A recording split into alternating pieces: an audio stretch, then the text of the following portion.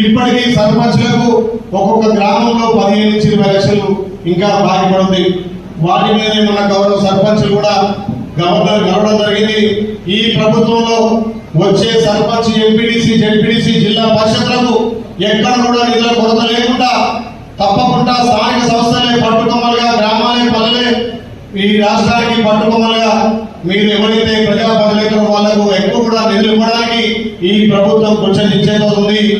ఏదైతే మనం అనుకున్నటువంటి ఈ గ్యారెంటీలను కూడా ఒక్కొక్కటి అమలు చేయడానికి ముందుకు పోతాం. కాబట్టి మీరు 5 సంవత్సరాలు ప్రజలతో మమేకమై ప్రజల కష్టాల్లో సుఖాల్లో పాలు పంచుకొని మీరు ఇది వీడ్కోలు సమావేశం అనుకోకుండా మళ్ళీ కూడా మీరు ప్రజాప్రతినిధులుగా ప్రజలకు సేవ చేయాల్సిన అవసరం ఉంది. కాబట్టి ఒక్కసారి ప్రజా సంక్షేమంలో ప్రజల క్షేత్రంలో వెళ్ళిన వాళ్ళు ఇంట్లో ఉండాలని ఎప్పుడూ కూడుకోరు.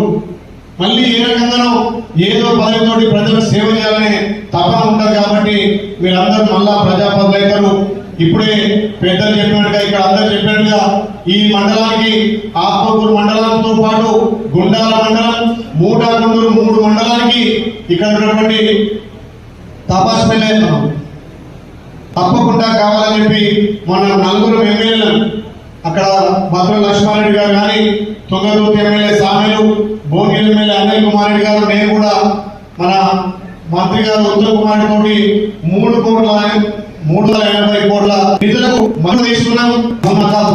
కూడా కంప్లీట్ చేస్తారని మాట ఇస్తాం. ఎందుకంటే 3 మండలాన్ని ఎక్కువ నీళ్ళు అవసరం ఉంటాయి. 3 మూసి ప్రక్షాళన కూడా అవుతుంది. కాబట్టి ఆ నీళ్ళు మంచి నీళ్ళతోటి తప్పకుండా ఈ మండలం 3 మండలాన్ని సస్యశ్యామలం చేస్తారని మాటిస్తూ గత ప్రభుత్వం చేపట్టినటువంటి మిషన్ భగీరథతోటి ఈ గ్రామాలలో 50% నీళ్ళు వస్తున్నాయి. ఆలయ నీళ్ళకి ఏదైతే కేటాయించిన నీళ్ళలో సగమే నీళ్ళు వస్తున్నాయి. కాబట్టి మొన్న నేను ఢిల్లీకి పోయినప్పుడు మన గౌరవ డిప్యూటీ ముఖ్యమంత్రి మన పట్టి వికాస్ గారిని కొట్లాడి 2,00,000 కోట్లు సాక్షి చేయించి ఇక్కడ జనం మిగిలినటువంటి 16 కిలోమీటర్ల పైప్ లైన్ సాక్షి చేయించిన ఫైనాన్షియల్ అప్రూవ్ అయింది. ఆ 16 కిలోమీటర్ల పైప్ లైన్ అయితే ప్రతి గ్రామానికి పుష్కలంగా విషయం తగిన నీళ్ళు వస్తాయి. దాన్ని కూడా కంప్లీట్ చేసుకుంటున్నాం.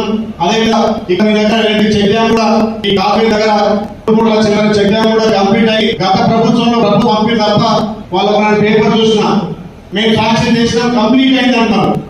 మరి అలాంటి ఆ పేపర్ ఏదో నవతెలంగాణ పేపర్ మళ్ళీ మేము సాక్షి చేసాం. మీరు చేసినా మేము చేసినా మన ప్రభుత్వానికి ఇంకా చేయాల్సిన బాధ్యత ఉంది. కాబట్టి అందరూ కలిసికట్టుగా ఎలక్షన్లప్పుడే పార్టీ పరచాలి తప్ప ఎలక్షన్ అయిన తర్వాత ఈ మండలాన్ని, ఆలయ నియోజకాన్ని అభివృద్ధి చేసే దిశగా పోదాం. దాంతో పాటు 1-2 బ్రిడ్జిలు కూడా గతంలో ఉన్నప్పుడు మన ఇప్పుడు మన ప్రస్తుతం మంత్రి గారు కోమటిరెడ్డి వెంకటరెడ్డి గారు మానేసిండు. వాటిని మళ్ళీ వేస్ట్ చేసి ఆ బిల్లు కూడా చేయడానికి మనం ముందుకు పోదాం. ఈ మండలాన్ని అన్ని విధాలుగా ఈ సహకారాన్ని అభివృద్ధి చేస్తాం. ఈ 10-15 రోజులనే ఈ ఆత్మకూరు మండలం కూడా సుమారు 500 నుంచి 750 ఇళ్ళు పనిచేస్తారు చెప్తున్నాం. ఎందుకంటే మనకి 8 మండలాన్ని మన గౌరవ ముఖ్యమంత్రి ఒక్కొక్క కాన్సెన్స్ కి 2,500 ఎకరాలు నిర్మించారు.